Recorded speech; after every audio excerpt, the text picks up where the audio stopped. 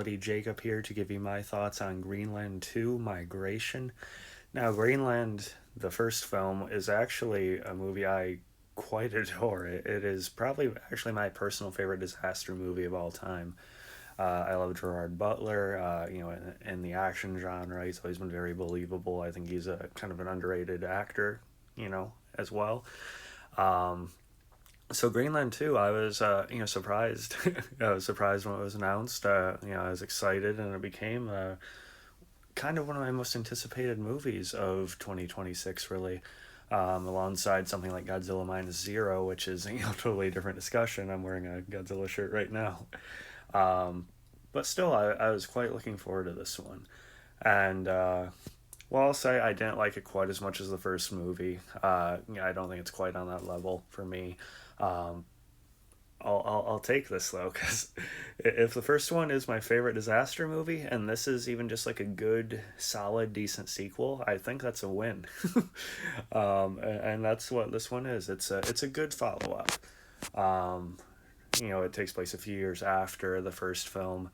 Uh, the bunker from the end of that has held up for a while, but with the unpredictability of what's happening to the world and everything, it's trying to have kind of building issues, and there's this particular occurrence that kind of forces them to evacuate and go to this crater, which by the science in the movie has possibly regrown some vegetation and something more inhabitable. So it becomes about that, and of course kind of all the peril along the way. Um, and it's good. It's inherently different, from the first movie, which I think is a good thing. Because the first movie had a lot of kind of natural tension from, just the family getting separated, and kind of showing good and bad on both like the side of like officials as well as just kind of how people treat people. And it's some of that here too, but it's more so we're in the kind of this post-apocalyptic land now, so it's kind of a different movie. It's what comes after, that first, big disaster movie. So it is different. I think it was good for that. Um, bit of a difference is I maybe don't think that had as much, kind of memorable moments or particular scenes.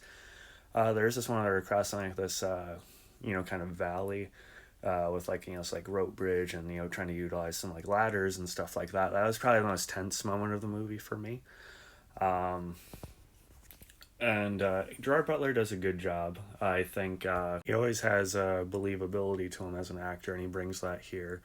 You believe that he's as immersed into the situation as his, excuse me, as his character is supposed to be. And you have a different actor taking over to play the son, since it's, he's a little bit older. But I don't know, because they had waited a few years to release it anyway. So could they have just done, could they have just utilized Roger Floyd again? I don't know, but the new kid does a fine job, and there's kind of like a deeper dynamic between Butler and the son in this one. So I guess maybe they were kind of wanting to lend that more to someone more experienced per se. I'm not sure, but still does fine. Marina Baccarin, I've always been mixed on. I've liked her in Gotham, not quite as much as in some other things. I think she does a pretty good job here too. Although there's kind of like a pretty emotionally heavy scene she shares with Butler, and I don't think she holds up as much as I would have liked. But she still does fine. Visually, it's pretty good. All the CG is decent. Just like I said, just no like one particular moment that will stick out for me as much as a handful of scenes in the original movie. Except the ending, it is a bit more impactful than you might think. Pun not intended.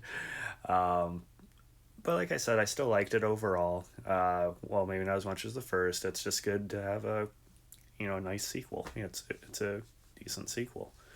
So yeah, I think that's a lot about this one. Follow me on TikTok, of course, Twitter, Instagram. Later.